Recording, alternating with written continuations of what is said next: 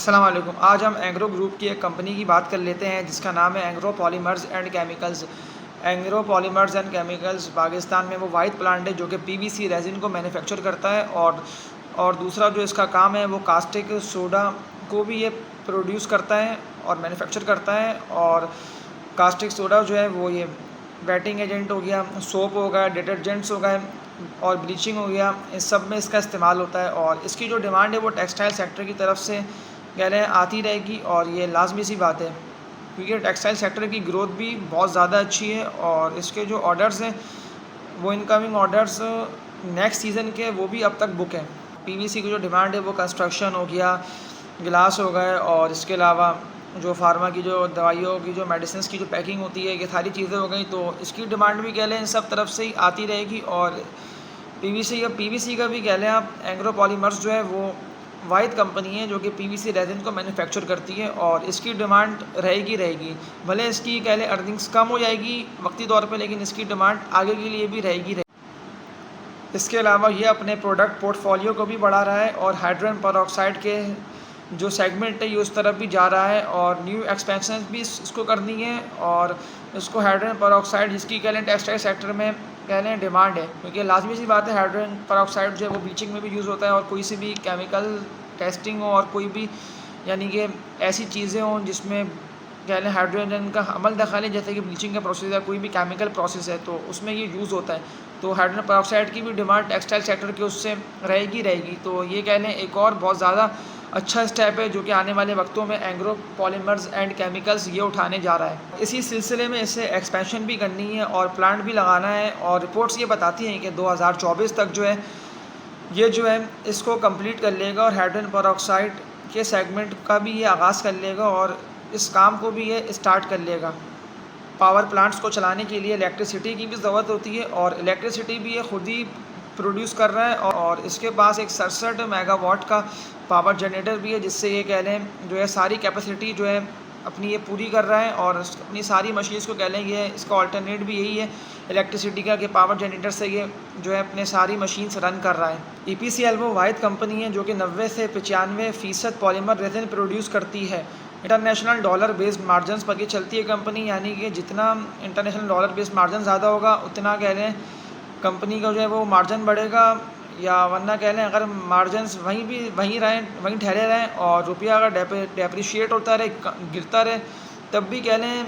एंग्रो जो पॉलीमर्स हैं इसको बहुत ज़्यादा फ़ायदा हासिल होना है क्योंकि इनके जो है वो प्रॉफिट्स बढ़ जाएंगे। पीवीसी मार्जिनस जो है वो 2021 में 80% से ही बढ़े क्योंकि ग्लोबल सप्लाई चेन के मसले थे, वो इसलिए कि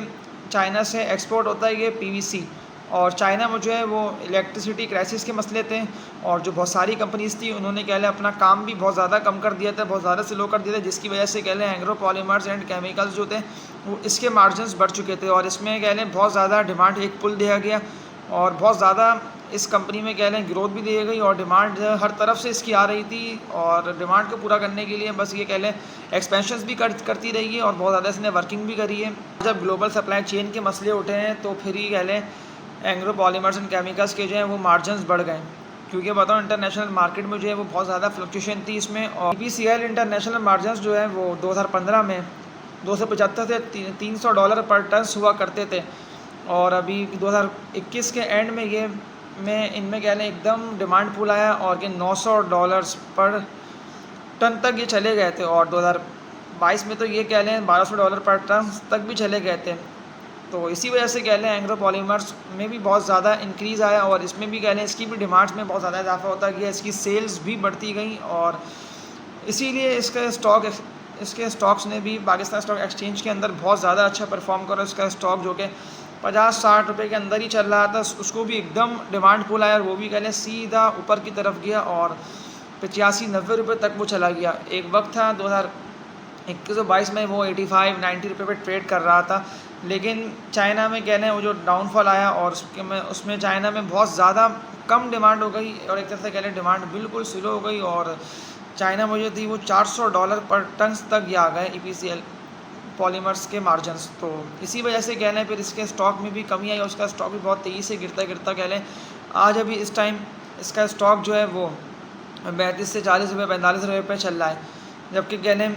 पॉलीमर्स की एक कंपनी, वाहिद कंपनी है जो कि पॉलीमर रेजिन्स का काम करती है, पॉलीमर रेजिन्स मैन्युफैक्चर करती है। तो इसमें कह लें बहुत ज़्यादा डिमांड है, और कंपनी भी कह लें बहुत ज़्यादा अच्छी है। कंपनी की बॉटम लाइन भी बहुत ज़्यादा अच्छी है, और कराची KSE 100 इंडेक्स के अंदर ये स्टॉक है। और अभी तो फ़िलहाल देखें स्टॉक जो पूरा 100 इंडेक्स है वो बहुत ज़्यादा डाउनफॉल चल रहा है, और सारी स्टॉक्स वो भी वही सारे के सारे एक साथ नीचे की तरफ भी चल रहे हैं, और सबके रेट्स ही कम है। तो इसने पिछली हिस्ट्री में बहुत ज़्यादा अच्छा परफॉर्म कर दिया है, लेकिन ये भी अभी कह लें इंडेक्स के साथ साथ ही चल रहा है। ये भी नीचे आते आते कह लें एक अपने लेवल पे आ गया है, और कह लें अपना एक ना ये सपोर्ट बना रहा है इसी जोन में चलते चलते। और जैसे ही इसका ऐसे सपोर्ट अच्छा हो जाएगा ना, और जैसे ही कह लें PVC के मार्जिन जो है वो इंटरनेशनल मार्केट्स में हाई साइड पे जाएंगे और बहुत ज़्यादा अच्छे होंगे, तो इसको भी डिमांड पुल मिलेगा, क्योंकि इसकी जो लोकल सेल्स है, इसकी लोकल सेल भी बहुत ज़्यादा अच्छी है। और जो सबसे इसमें एक अच्छी बात है, कंपनी का जो कर्जा है डेब्ट टू इक्विटी रेशो ही वो भी बहुत ही कम है, क्योंकि कंपनी ने कह लें आने वाले वक्तों में कह लें अपनी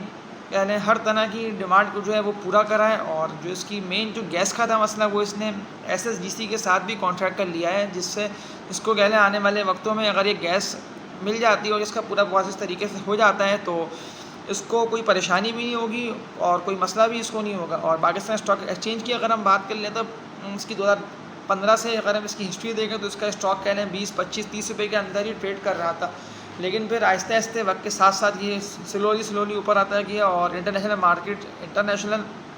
मार्जिन से इसका लिंक होता है। तो जैसे ही उनके रेट्स में बहुत ज़्यादा तेज़ी से ऊपर की तरफ अपवर्ड ट्रेंड आया और बुलिश जोन में वो दाखिल हुए, तो वैसे ही कहने इसके स्टॉक को भी अपर कैप लगना शुरू हुए, और ट्रेडर्स भी इसमें और सारे कहने इसमें एक्टिव हो गए। तो इसीलिए इसका स्टॉक भी बहुत ज़्यादा ऊपर की तरफ ही चला गया, और ये कंपनी भी बहुत ज़्यादा अच्छी है, और एंग्रो ग्रुप ही की एक कंपनी है। तो आने वाले वक्तों में कंपनी बहुत ज़्यादा अच्छी हो जाएगी, और इसकी डिविडेंड यील्ड, जिसके लिए कहने लोगों के लिए एक मेन चीज़ ही डिविडेंड यील्ड होती है, तो इसकी डिविडेंड यील्ड भी बहुत ज़्यादा अच्छी होती चली जाएगी। भी तो कह लें इसकी डिविडेंड यील्ड 2, 4, 5 रुपये, 3 रुपये ये चल रही है, लेकिन आने वाले वक्तों में कह लें इसका अर्निंग पर शेयर भी अच्छा हो जाएगा। अभी इसका अर्निंग पर शेयर भी इस टाइम कह लें स्लोली नीचे आते आते कम से कम ही होती चली आ रही है, माइनस में नहीं गई है इसकी अर्निंग पर शेयर्स, कम हो गई है। लेकिन आने वाले वक्तों में इसकी अर्निंग पर शेयर्स भी बहुत ज़्यादा अच्छी हो जाएगी, और जो इसकी डिविडेंड यील्ड है वो भी इसकी डिविडेंड यील्ड भी बहुत ज़्यादा अच्छी हो जाएगी। तो ये स्टॉक आने वाले वक्तों में कह लें 100 रुपये पे ये आराम से चला जाएगा, बल्कि 100 रुपये या 100 से ऊपर पर ही ये ट्रेड कर रहा होगा। अभी तो मार्केट के हालात ही ऐसे हो गए थे, और हमारा इंडेक्स भी नीचे की तरफ ही आ चुका है। इंटरेस्ट रेट वगैरह, डॉलर, ये सारी चीज़ों ने कह लें मार्केट को मुतासर करा है, और हमारी इम्पोर्ट, ये सारी जो चीज़ें हैं इन सब ने कह लें मिल के इकनॉमी को ख़राब करा है। तो इसी वजह से कह लें सारे स्टॉक्स के रेट नीचे आ गए, जिस वजह से इसका भी रेट नीचे आ गया।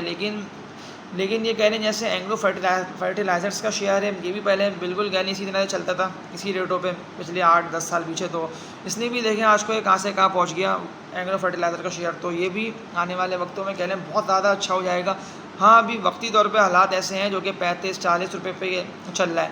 लेकिन देखिए इसमें जो एक चीज़ देखने वाली है वो ये है कि अगर ये शेयर इससे भी नीचे आता है, तो जो इसका सपोर्ट लेवल है ना आखिरी बना हुआ, वो इसका सपोर्ट लेवल है 20 से 25 रुपये। 25 रुपये इसका आप लास्ट कह लें, ये इसका आखिरी सपोर्ट लेवल है। लेकिन ये यहाँ तक जाना बहुत मुश्किल है, वो इसलिए कि इसकी 30 रुपये पे एक बहुत ज़्यादा मजबूत कह लें सपोर्ट दिखाई दे रही है, और वो कह लें इसका रेजिस्टेंस भी है, और वो इसको कह लें टकरा कर ऊपर चला आएगा 30 रुपये से ऊपर, लेकिन इसको तोड़ के नीचे नहीं आएगा। तो ये कह लें बहुत ज़्यादा नीचे आने के चांसेस इसके अब बहुत ज़्यादा कम है। हाँ, लेकिन ये ऊपर से जिस तरीके से नीचे आए ना 90-92 रुपये से नीचे आते आते ये अभी बिल्कुल कह लें इसके आधे के आधे रेट होगा। तो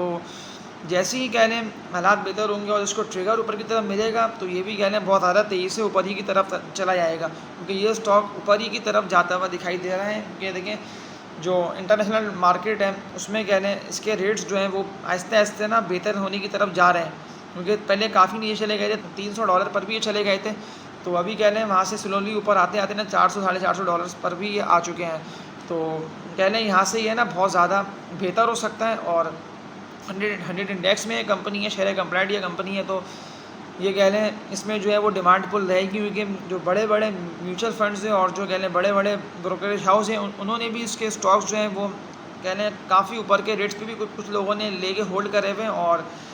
जो इस टाइम के जिस रेट पे चल रहा है तो इस टाइम पर भी इसके स्टॉक्स कह लें लोगों ने लेकर होल्ड करे हुए। तो ये बिल्कुल कह लें इस टाइम इसका बाइंग का रेट है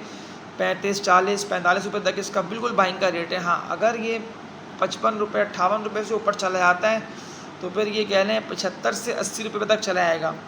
ये इसका कह लें कि अच्छा खासा इसके यहाँ ना गैप मौजूद है, क्योंकि जब वहाँ से ब्रेक हुआ है ना 90-92 से, तो ये बहुत तेज़ी से कह लें रुकते रुकाते नीचे की तरफ ही आ गया है। तो इस स्टॉक में कह लें बहुत ज़्यादा आगे की तरफ ग्रोथ है, देखिए कंपनी भी इसकी बहुत ज़्यादा एक्टिव मैनेजमेंट है और कह लें बहुत ज़्यादा न्यू एक्सपेंशंस भी कर रही है, और जैसे ऐसे कह लें इसने अपने काम को भी बढ़ा रही है, काम की डिमांड को भी बढ़ा रही है, और जो नए सेगमेंट्स में एंटर हो रही है, तो कह लें ये सारे सेगमेंट्स ही कह लें इसकी जो मेन बॉटम लाइन बन रही है वो बहुत ज़्यादा कह लें मजबूत ही बन रही है, और आने वाले वक्तों में कह लें बहुत ज़्यादा इसके रेट अच्छे हो जाएंगे। तो अब तक के लिए इतना ही, ये था एंग्रो पॉलीमर्स एंड केमिकल्स का एनालिसिस और ये रिव्यू हो गया आप सबके लिए। तो आप लोगों से यही रिक्वेस्ट है कि चैनल को लाइक और सब्सक्राइब कर लेंगे तो आपको आने वाली वीडियोस का नोटिफिकेशन मिलता रहेगा। तो तब तक के लिए अपना ख्याल रखिएगा। अल्लाह हाफ़िज़।